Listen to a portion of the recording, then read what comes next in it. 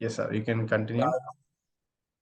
A very warm welcome to this session, because this is the part 3. So we have already summarized six chapters in the book called The Art of Public Speaking. It was written by Dale Carnegie, Joseph J. Eisenwine. So we are going to see 7th, 8th, and 9th chapters today. And this book has 31 chapters, so we'll finish in 10 days. So 7 more days are there. Okay. So I hope you're applying all the techniques in your life, because 6 chapters are very, very important. And we're going to see these, contents.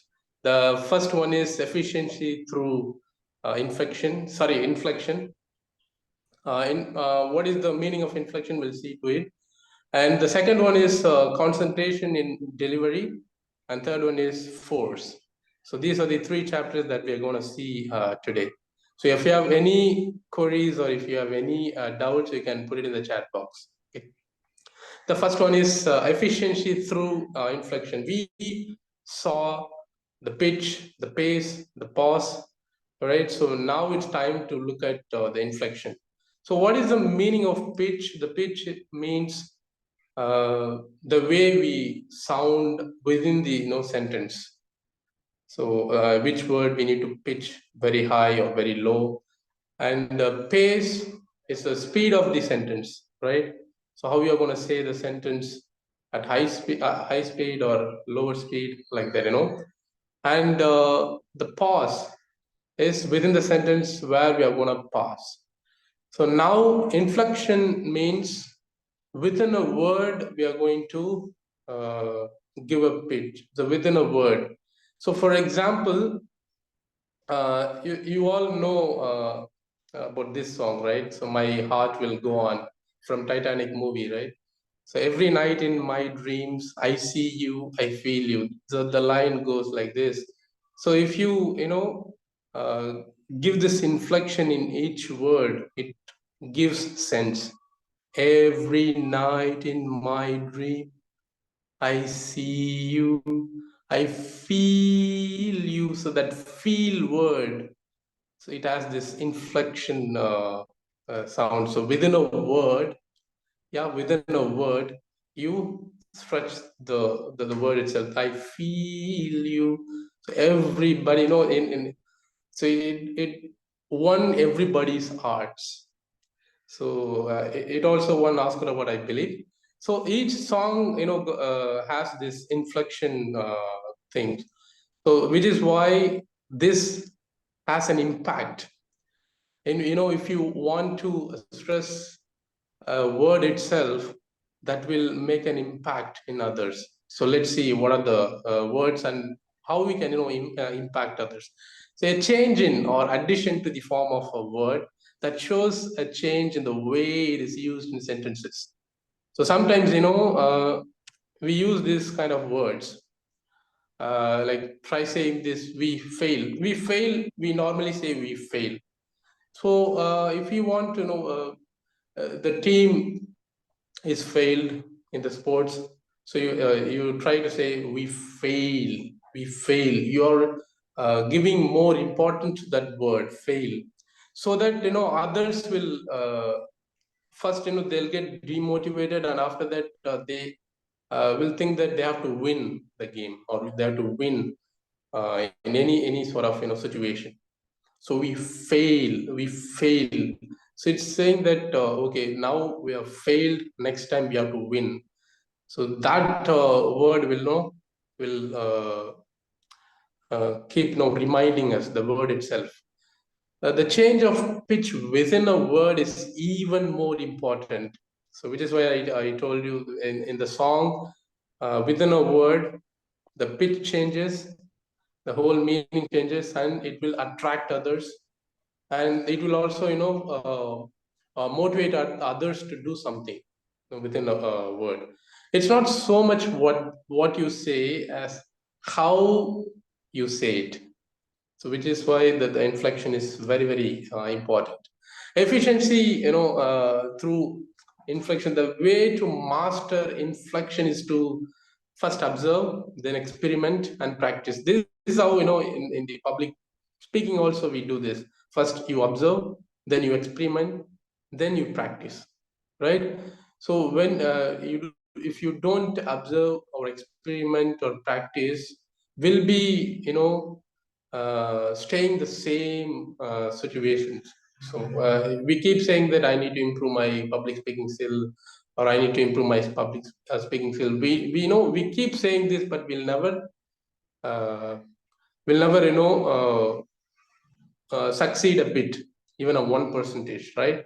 So we need to observe, experiment, and practice, which is why I'm telling you people, and I'm requesting all of them to share a video in the public speaking community, so that we can improvise. It's all about observe, experiment, and practice. So try to say goodbye. Goodbye. There are two words. So when you say goodbye to a person whom you expect to see again tomorrow. So, for example, a colleague who is a friend. So you're seeing every day from Monday to Friday or Saturday. You see them, you say goodbye, hi, goodbye, like that, see you later. But if you see a person you saying goodbye to a dear friend, you never expect to meet him again, meet him or her. So how do you say goodbye? Goodbye. So no, you try to emphasize that bye word. Goodbye, my friend. I don't know when I'm going to see you. Goodbye. So the bye word will go on for a few seconds, right? And you try saying this. I've had a delightful time. It's a normal way of saying it. So I've had a delightful time. So you stress that one word, that delightful. So that you are telling the person how happy you are. How you accompany that person. So how happy the was the moment, like that. No, I've had a delightful time. So you can say this in your speech. You can integrate all the things, so that you will have a different kinds of words, and then the sounds and the pitches, pace, so that others will never get bored. The next chapter is concentration in delivery. So it says, speak, don't anticipate, don't think of other sentence. First, you concentrate on just one sentence. If you speak just one sentence, you concentrate on that, and you try to, give more importance to each and word in that sentence. So this is what it is. Concentration in delivery. While speaking one sentence, do not think of the sentence to follow. You will get it naturally. So if I say one sentence, I'm processing it, but I'm not. I'm getting stuck. Uh, However, I'm getting words. I'm getting my own words, so that you speak naturally, and people will think that, okay, you're not, you're not memorized it, or you're not, just vomiting whatever you have prepared. So while speaking one sentence, just concentrate on just one sentence, and do not think the other sentence, the following sentences, right? So it may seem like a harsh saying, but the man who cannot concentrate is either weak of will or nervous wreck, or has never learned what willpower is good for. So willpower also matters here. So if you want to speak, you just go, you make up your mind and go and speak in front of others. So that is your, willpower. So if you don't have that willpower, will be the same, will be the same. Will never come out of it, and will not, see the outer world, right? So we need to have this willpower. So concentration is very, very important. Why? So if you're if you're very conscious while delivering the words, you'll be uh, you'll be more focused on your words, not the audience. So you have to be focused on your speech, not the audience. So that's what the author means here. To concentrate is simply to attend to only one thing and attend to nothing else. You don't focus on the audience, whether they are laughing, whether they're making fun, forget about it. You need to concentrate on your sentence with which you're going to deliver. So if you find that you cannot do that, there is something wrong, attend to that first. So we always feel that if we don't concentrate on our sentences, so we can think that there is something wrong in us, right? The next thing is your willpower. You have to have this willpower if you want to speak in front of public. You have to have this willpower. You need to push yourself hard, right? You need to make up your mind. You need to set your mindset. So this is the willpower. Do wonders. So cultivate your will by willing and then doing at all cost. Concentrate on that, and you will win. You have to have willpower and you concentrate on that, you will definitely win anything. So make the sentence, if if you're concentrating the sentences in the beginning, you also concentrate the sentences at the end and at the end of your speech, right? So make the sentence of your sentences just as strong as the beginning. So your ending sentences also should be more powerful. So this is a speech made by a person, a great leader, because in European countries in the 19th century, they had a huge war. So aftermath of the war, the person, spoke in front of public, and he started with a great, powerful sentences, and he ended with powerful sentences. And it impacted many, many people. So we spent more money preparing men to kill each other than in teaching them to live. So in the end, he ended with these sentences.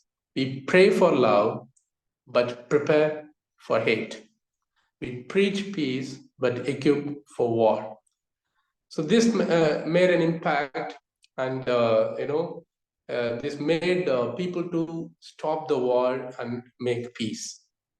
So which is why we need to concentrate on our speech, because it's going to be impacted in many, many lives. Which is why our speech is very important, our words are very important, our sentences are very important. That's why we need to make up our mind and concentrate on our sentences, not on the audience. So we need to concentrate on our speech, not anything else. Then there comes the 9th chapter, force. So force means what? So loudness is not force. Speaking loudly and you're thinking that you're impressing or motivating the audience to do something. So you're speaking very loud, and mere roaring never made a good speech. In WWE, you could have seen they'll speak with that roaring voice, right? You will go to hell, like that. They'll speak like that. If you listen to that again and again, you'll get really bored, because it shows that masculinity, right? Many girls or women will not like that WWE, because this is roaring speech. So roaring speech, many people will not like it, but force is something different. So people think that force is something you speak loudly or giving roaring speech. It's not force at all. So force arises from conviction. So conviction means you are giving a strong opinion of yours, right? So strong opinion is the force. So if you're having the strong opinion, you are delivering it. So that is the force. So that is force in your speech. Sometimes big voice may be used with tremendous effect. So sometimes motivational speaker with loud voice. Sometimes it makes an effect, but force always arises from conviction, our strong opinion, right? Strong belief, right? So this is what it is. The force means this one. The choice of words is like, plain. It has to be, that the words should be plain, short, and specific words, because if you use this plain, short, and specific words, all the people, even the illiterate people, will understand very clearly. We need to use simple language, not jargon words or very complicated words. So use very simple words. Winston Churchill used very simple words, right? Then Adolf Hitler used very simple words. Then Donald Trump. Many politicians use simple language to influence others to do, to incite violence or to make changes or to make peace. Even to incite violences, they use this force using simple words, simple language. So Winston Churchill, after the war with the European countries, he said, "Do this or you perish. Do this or you perish." The perish word he stresses more, that inflection he used within a word, you perish. No, do this or you perish.